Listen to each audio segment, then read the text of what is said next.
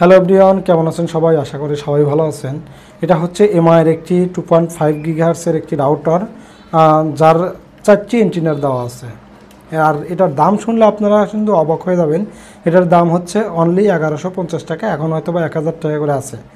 তো যারা এক রুম বা দেড় রুমের জন্য ব্যবহার করতে চান এই রাউটারটা, তাদের জন্য হয়তো বা এক রুমের জন্য পারফেক্টলি কাজ করবে, শুধুমাত্র মোবাইল চালানোর জন্য। কিন্তু আপনারা কিন্তু পিসিতে বা গেমিংয়ের জন্য এই রাউটার কোনোভাবেই নিতে পারবেন না, কারণ এটার পারফরমেন্স এতটাই খারাপ যেটা বলা বাহুল্য। এটার কিন্তু 4টে এন্টিনার দেওয়া আছে, তারপরেও এটা শক্তিশালী নেটওয়ার্ক বা ফ্রিকোয়েন্সি তৈরি করতে পারে না, যে কারণে আপনি এক রুম থেকে আর এক রুমে যখনই যাবেন তখন কিন্তু আপনার নেটওয়ার্কটা ডিসকানেক্ট হয়ে যাবে। আর এটার হচ্ছে দুইটা ল্যান্ড পোর্ট পাবেন, একটি অন পোর্ট পাবেন, আর এখানে একটি রিসেট বাটনের একটি অপশন পাবেন, দেখতে পারতেছেন। আর হচ্ছে এই পাশে একটি চার্জিংয়ের একটা পোর্ট আছে, মানে পাওয়ার সাপ্লাই আর কি। আর আমরা যদি পিছন দিকে দেখাই, এখানে হচ্ছে যে দেখেন এমআই রাউটার 4C।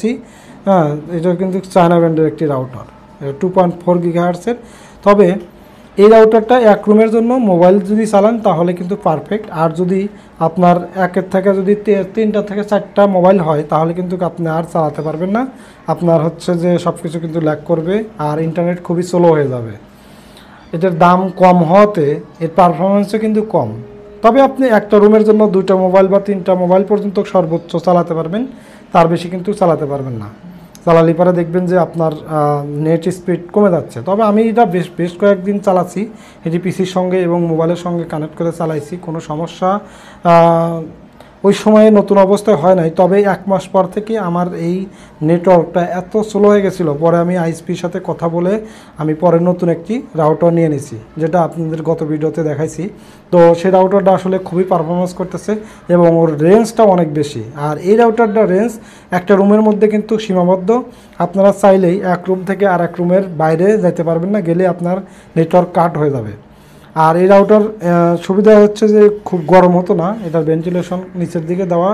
আর এটি যেহেতু সাদা কালারে, দেখতে পারতেছেন যে এটার কি অবস্থা হয়েছে। 1-2 মাসের মধ্যে কিন্তু এরকম দেখতে এরকম বিশ্রী হয়ে যাবে। তো যাই হোক, এখন ভালো ভালো ব্র্যান্ডের এবং দামি দামি রাউটার বেরোয়ছে। আপনারা 2500 থেকে 4000 টাকার মধ্যে ভালো ভালো রাউটার পাবেন লং রেঞ্জের জন্য। প্লাস হচ্ছে যে আপনারা ভালো একটা কানেকশন নিলে পারে আপনারা সুন্দর ল্যাগ ছাড়া, এবং যে কোনো এখন কিন্তু টিভি স্ট্রিম করে মোবাইল থেকে বা ল্যাপটপ থেকে বা সরাসরি টিভি থেকে ইউটিউব থেকে কিন্তু মুভি সিনেমা দেখে। তো যখন এই সব রাউটার আপনারা কম দামি রাউটার ব্যবহার করবেন তখন কিন্তু আপনারা এই সুবিধাগুলো পাবেন না। একটা 4K ভিডিও প্লে করলে আপনার দেখবেন যে ভিডিও চলতেছে না, 2K 1K-তেও পারবেন না, দেখবেন আটকে যাচ্ছে। আপনার হচ্ছে যে সর্বোচ্চ হচ্ছে 480 পিক্সেলে হচ্ছে আপনারা দেখতে পারবেন। তাছাড়া এর উপরে যখন যাবেন তখন দেখবেন যে এর থেকে যে ইন্টারনেট আশা করবেন, যেটি আপনার আইএসপি দিয়ে গেছে, সেই আইএসপি থেকে যেটা দিছে সেটাই কিন্তু পাওয়া কঠিন হয়ে যাবে। তো এই হচ্ছে এই রাউটারের সম্বন্ধে বিস্তারিত আপনাদেরকে বললাম।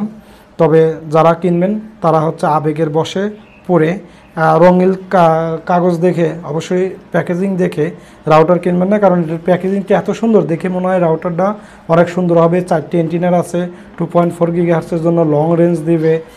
এটা আসলে ভেবে আপনারা যদি নেন তাহলে কিন্তু ভুল করবেন। তবে আমার মতে এই রাউটারগুলো না কিনে এখন যে দামি রাউটারগুলো আছে, এমআইয়েরই রাউটার আছে, ভালো ভালো রাউটার, আমি আপনাদেরকে লিঙ্কে দিয়ে দেবো, আপনারা চাইলে ওইগুলো কিনে নিতে পারেন। কিন্তু এই রাউটারগুলো কিনেন না, যে 2.4 গিগাহার্টসের সিঙ্গেল ব্র্যান্ডের একটি রাউটার আর হচ্ছে 4টি এন্টিনার দেখে কখনোই নেবেন না, কারণ এটার পারফরমেন্স খুবই খারাপ।